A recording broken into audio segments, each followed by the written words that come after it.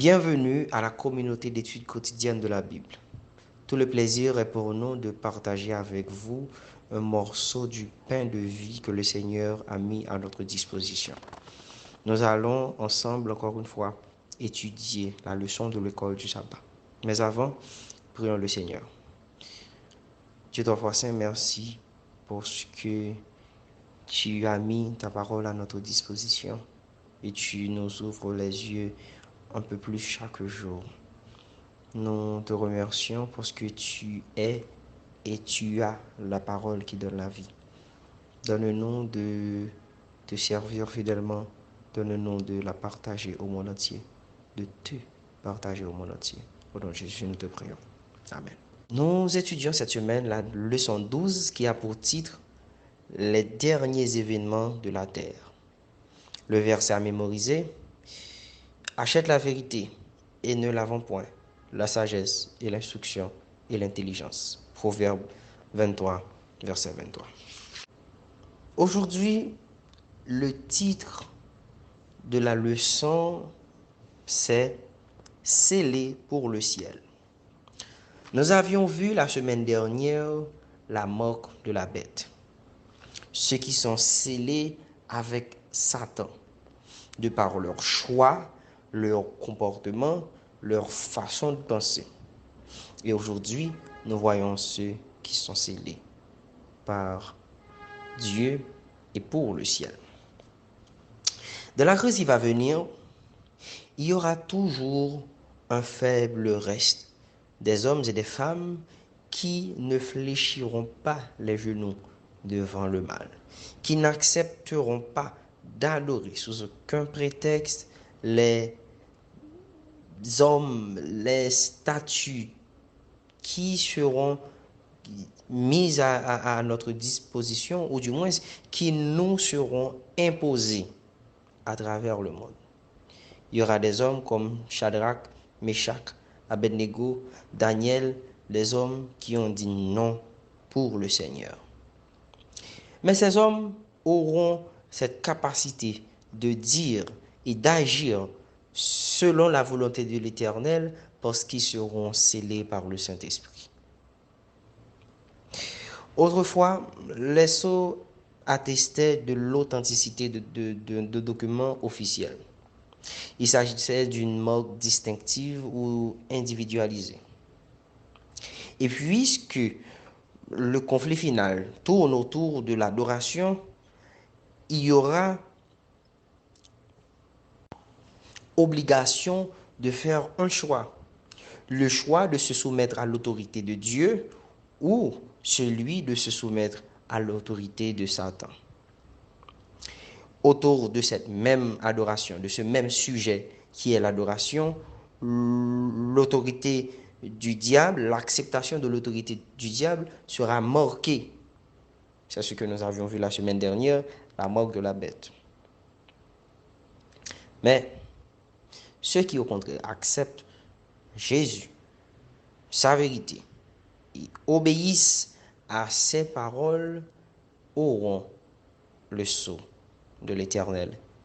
Et ce sceau sera sur leur front. Si nous lisons dans Exode 20, versets 8 à 11, nous verrons ce qui suit. Souviens-toi du jour du repos pour le sanctifier. Tu travailleras 6 jours et tu feras tout ton ouvrage.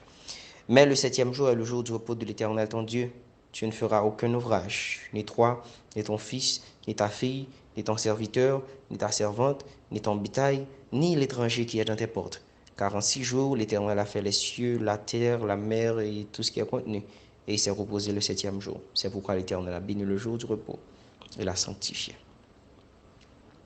À travers ces quelques versets, nous venons de voir différentes parties d'un signe d'appartenance, différentes parties d'un sceau. Il y a 3 éléments qui sont importants. D'abord, le nom du propriétaire du sceau.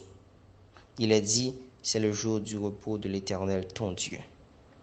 Deuxièmement, son titre, celui qui a fait tout. Il est le Créateur. Et finalement, son territoire, le ciel la terre, la mer et tout ce qui s'y trouve. Et, en tant que signe ou encore sceau de Dieu, le cœur des hommes sera attaché à Dieu, ou du moins sera attaché à ce sceau, dépendamment de leur choix d'attachement à l'autorité de Dieu ou à l'autorité de Satan. Et le sabbat sera au cœur de ce grand conflit final. Lisons dans Apocalypse 7, nous allons faire une comparaison entre Apocalypse 7, versets 1 et 2 et Apocalypse 14, verset 1. Apocalypse 7, verset 1 et 2 dit: Après cela, je vis 4 anges debout aux 4 coins de la terre. Ils retenaient les 4 vents de la terre, afin qu'il ne souffle point de vent sur la terre, ni sur la mer, ni sur aucun arbre. Et je vis un autre ange qui montait du côté du soleil levant et qui tenait le sceau de Dieu, du Dieu vivant. Il cria d'une voix forte aux 4 anges à qui il avait été donné de faire du mal à la terre et à la mer. Et il dit, Apocalypse 14, verset 1er. Je regardais et voici, l'agneau se tenait sur la montagne de Sion et avec lui 144 000 hommes qui avaient son nom et le nom de son Père écrit sur leur front. Nous constatons que il y a une différence entre le sceau de Dieu et la marque de la bête. Il y a une différence, une petite différence, parce que la marque de la bête va un petit peu plus loin. Dieu pose son sceau sur le front de ses enfants. Le front, c'est le symbole de l'intelligence et il représente une décision consciente et volontaire. La marque de la bête, de son côté, est posée sur le front et aussi sur la main. Ceci indique que la personne est convaincue intellectuellement et de son plein gré d'accepter les mensonges de Satan.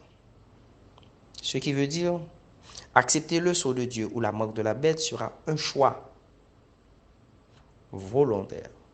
C'est comme le baptême. Celui qui croira sera baptisé et sera sauvé.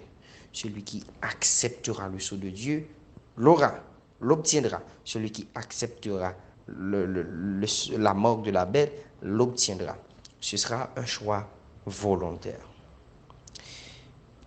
Nous devons retenir que le diable a en haine tous ceux qui observent les commandements de Dieu.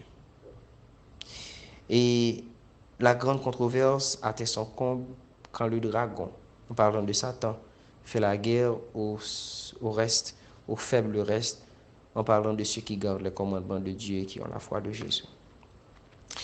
Mais nous devons retenir, mes chers amis, que s'accrocher à Dieu, c'est être du côté du vainqueur, c'est être dans le camp des vainqueurs.